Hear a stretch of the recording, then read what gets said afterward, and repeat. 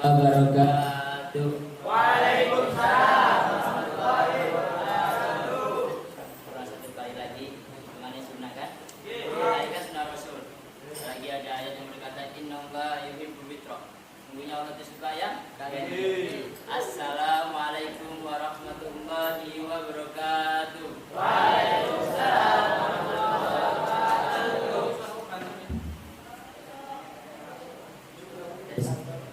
Tes 2 3 jalan tersenyum. Halo. Berdirinya saya di sini sebagai yang berpidato untuk menjelaskan suatu kisah dari kisah yang telah ditulis di dalam Al-Quran, yaitu kisahnya Nabi Khidir dan Nabi Musa di dalam surat Al-Kahfi. Ada yang tahu para penghafal Quran? Masa ada yang tahu? Tadi malam baru dibaca, baru dibaca loh surat Al-Kahfi. Ada kan? Nabi Khidir menjadi salah satu utusan Allah Subhanahu wa Ta'ala yang kisahnya ditulis dalam Al-Quran. Nabi Khidir bertemu dengan Nabi Musa dan memulai petualangannya yang penuh pelajaran. Kisah Nabi Khidir dan Nabi Musa ini diceritakan lengkap dalam Al-Quran surat Al-Kahfi ayat 60 sampai 82. Dalam perjalanannya itu, Nabi Musa bertemu dengan seseorang yang dirahmati oleh Allah Subhanahu wa Ta'ala. Bahkan dalam surat Al-Kahfi ayat 65, Allah Subhanahu wa Ta'ala berfirman, orang itu juga dikaruniai ilmu yang melimpah. Di sini gak ada tulisan ayat kan? Nah ya, berarti yang itu kurang. Langsung ke artinya ya. Dari Allah Ta'ala, lalu mereka berdua bertemu dengan seseorang hamba di antara hamba-hamba kami yang telah kami berikan rahmat kepadanya dari sisi kami, dan yang telah kami ajarkan ilmu kepadanya dari sisi kami. Nabi Musa pun bertanya kepada orang itu yang tidak lain adalah Nabi Khidir untuk menjadi muridnya. Nabi Khidir pun menjawab, bila Musa tidak akan sabar bersamanya. Dia pun menjawab, Nabi Musa pun menjawab, sesungguhnya aku tidak akan sanggup sabar bersama kau. Dan bagaimana engkau akan dapat bersabar atas sesuatu yang telah aku lakukan, sedang engkau belum mempunyai pengetahuan yang cukup tentang hal itu. Kisah Nabi Khidir dan Musa pun dimulai. Hanya saja Nabi Khidir meminta agar Nabi Musa tak menanyakan apapun sampai Nabi Khidir sendiri yang menjelaskan. Keduanya pun melakukan perjalanan dengan menaiki sebuah perahu. Namun di tengah perjalanan Nabi Khidir melubangi perahu tersebut. Melihat hal itu, Nabi Musa bertanya alasan melubangi perahu tersebut. Hal itu bisa membuat penumpang di atas tenggelam. Nabi Khidir pun mengingatkan bahwa Nabi Musa tidak akan tahan bersamanya. Cerita Nabi Khidir selanjutnya saat bertemu dengan seseorang anak muda dan membunuhnya. Nabi Musa pun bertanya-tanya, penuh misteri alasan pembunuhan murka itu. Nabi Khidir pun lagi-lagi mengingatkan pada Nabi Musa bahwa ia tidak akan sanggup bersabar bersamanya. Ketika tengah bersamanya, mereka pun berjalan bersama kembali hingga di sebuah kota. Sampainya mereka berdua di sebuah kota, mereka berdua meminta untuk dijamu oleh penduduk, tetapi para penduduk tidak mau menjamu mereka. Nabi Khidir pun melihat terdapat dinding rumah yang hampir roboh dan membenarkannya.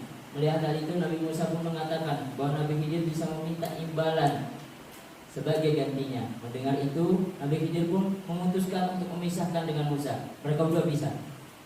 Berapa kali udah Nabi Khidir bilang, Musa, kamu tidak akan sabar bersamaku. Dari awal kan Nabi Khidir udah bilang, jangan ada pertanyaan, ya kan? Tapi Nabi Musa selalu bertanya dengan tingkah lakunya Nabi Khidir yang tidak masuk akal tadi. Sedangkan Nabi Khidir juga menjelaskan, belum, salahan. Melihat hal itu, Nabi Musa pun mengatakan bahwa Nabi Khidir bisa minta imbalan. Nabi Khidir pun memutuskan untuk berpisah dengan Nabi Musa. Nabi Khidir juga menjelaskan berbagai pelajaran yang terjadi selama perjalanan kepada Nabi Musa. Nabi Khidir mengatakan bahwa perahu yang ia lubangi merupakan milik orang miskin, sedangkan di depannya terdapat raja yang merampas setiap perahu, sehingga hal itu dilakukan untuk menyelamatkan perahu tersebut.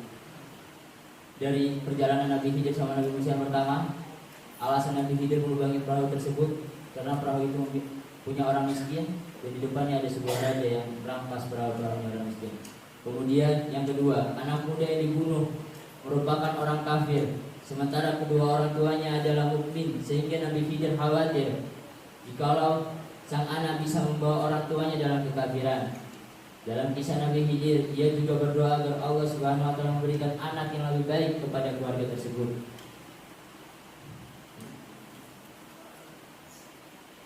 Kemudian kami menghendaki sekiranya Tuhan mereka menggantikan dengan seorang anak yang lebih baik kesuciannya daripada anak itu dan lebih sayang kepada ibu dan bapaknya. Terakhir, Nabi Khidir menjelaskan kepada Nabi Musa perihal dinding rumah yang ia perbaiki yang tadi hampir roboh. Menurutnya, rumah tersebut memiliki 2 anak yatim dan di bawahnya tersimpan harta bagi mereka berdua. Ayahnya merupakan orang yang soleh. Allah Subhanahu wa taala pun menghendaki agar saat dewasa dapat mengeluarkan simpanan tersebut dalam rumah yang aman. Dari cerita yang barusan saya baca, 2 seorang nabi. Di situ bisa diambil pelajaran bagaimana tata caranya untuk kita belajar. Yang pertama, tidak boleh banyak terlalu pertanyaan kepada guru kita. Sekali guru kita udah bilang, kamu jangan terlalu banyak bertanya. Di situ Nabi Musa selalu bertanya, apa yang kau lakukan Khidir?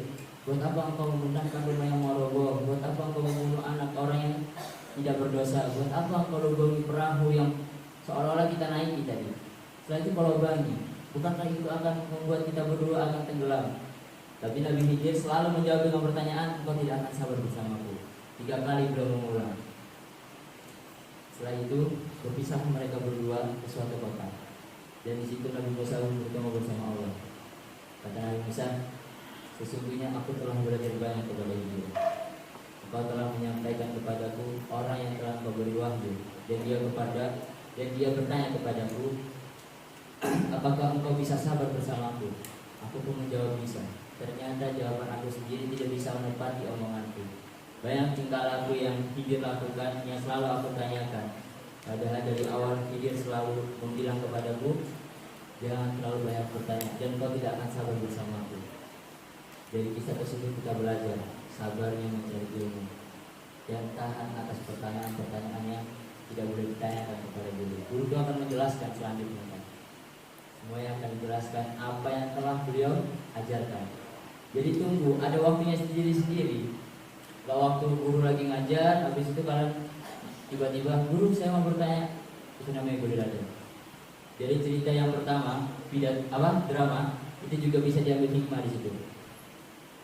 Bahkan yang saya baca dari kitabnya Abu Yamaliki, di situ dikatakan, jika ada orang santri, seseorang santri ya, dia memiliki guru, walaupun gurunya itu adalah temannya sendiri atau saudaranya sendiri, atau ayahnya sendiri. Dan ketika dia memanggil gurunya tersebut dengan namanya langsung, itu sudah dinyatakan tidak punya agama. Contoh kepada orang alim ulama sir, itu adalah cerita yang nyata, bukan fiksi atau apa. Itu diceritakan di dalam kitab. Saya lupa kitabnya apa. Yang kalian cari bahwa cerita itu juga udah banyak diceritakan para ulama-ulama di Tarim atau di pondok saya dulu.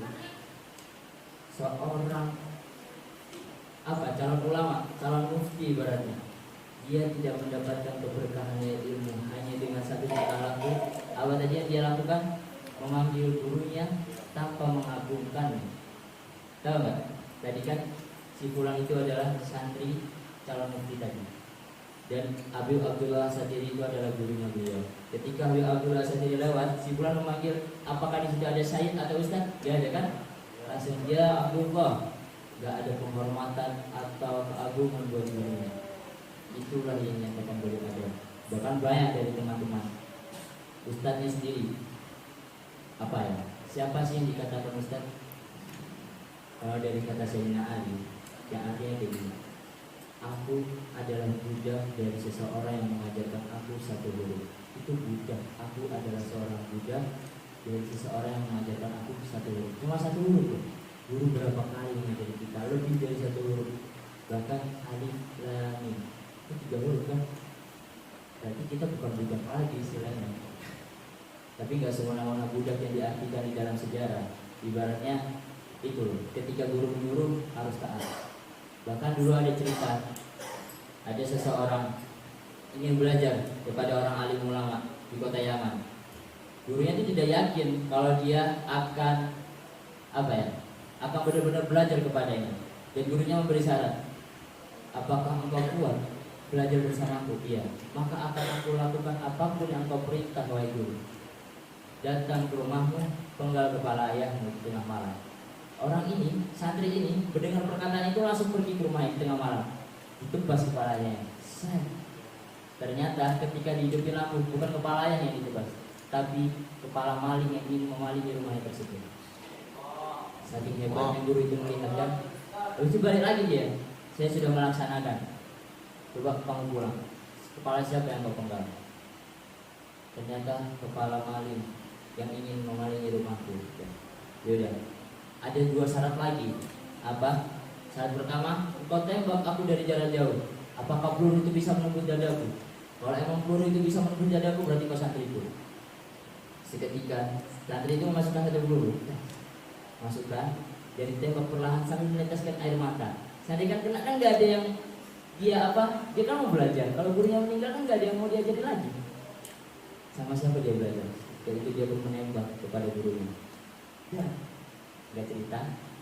Gurunya disitu wafat. Dan ilmu sirnya Allah diturunkan kepada guru tersebut tanpa belajar sekaligus. Itu namanya ilmu kasar, ilmu yang langsung Allah berikan kepada murid tersebut. Tahu siapa orang itu? Bukan. Siapa Syaibul Maulid? Syaibul Maulid siapa? Masa nggak ada yang kenal? Al-Alamsi itu adalah salah satu cerita dari beliau. Dan diriwayatkan kalau santri itu 3 dari beliau. Beliau adalah Syaibul Maulid yang mengarang kitab Maulid yang kalian baca setiap malam. Itu beliau. Salah satu dulu juga Imam Hambal. Perjuangan beliau untuk mencari ilmu kepada Imam Ghazali, gurunya beliau. Di situ Imam Hambal, ya, dengan saking adabnya kepada Imam Ghazali. Di situ beliau mau belajar kepada Imam Ghazali itu nggak bilang. Masa dulu kan nggak ada cecetan, nggak ada HP. Beliau menunggu di depan rumahnya Imam Ghazali tanpa mengetuk pintu walaupun mengucapkan salam pun enggak. Di situ beliau duduk selama berapa bulan? Selama 3 bulan. Imam Ghazali itu nggak pernah keluar dari rumahnya. Di dalam riwayat diceritakan bahwa tubuh beliau itu udah bertumbuh. Saking beradabnya dia. Niatnya dia itu nggak mau ganggu gurunya yang ada dalam rumah. Ternyata nggak keluar. Dalam kemudian Imam Ghazali pun keluar. Melihat bukan kayak manusia lagi bentuknya, kayak rak sendal yang banyak debunya. Nah, di situ ditebas sama angin. Gak makan beliau selama 3 bulan. Akhirnya Imam Hambal, ada apa kalau dengan rumahku tanpa harus menyapa atau menekan pintuku? Sebagai keadaan untuk aku ingin mencari ilmu dari engkau, wahai guruku. Kita itu Imam Ghazali langsung bilang, ya langsung belajar ya. Jadi banyak cerita-cerita yang saya ceritakan. Semoga kalian bisa mengamalkan dari salah satu sunnah untuk selalu beradab kepada guru-guru kalian, terutamanya adab dan adab. Ingat ya, Rasulullah dulu pernah bilang apa? An-Nabi itu ini akhlak. Ya. Saya diutus untuk menyempurnakan akhlak. Rasulullah itu diutus untuk menyempurnakan. Diutusnya beliau menjadi Rasulullah itu untuk menyempurnakan akhlak. Jadi bukan karena ini dan itu, cuma hanya ingin mempersempurnakan akhlak. Ya, jadi tolong bagi anak-anak atau siapapun, atau yang lagi mendengar, atau yang lagi di luar sana, atau bagi saya sendiri, tidak ingin menunggu siapapun, untuk kita semua tolong hormati seseorang yang telah mengajarkan kalian walaupun itu satu huruf. Oke? Bisa dimengerti. Dan dari saya, wassalamualaikum warahmatullahi wabarakatuh.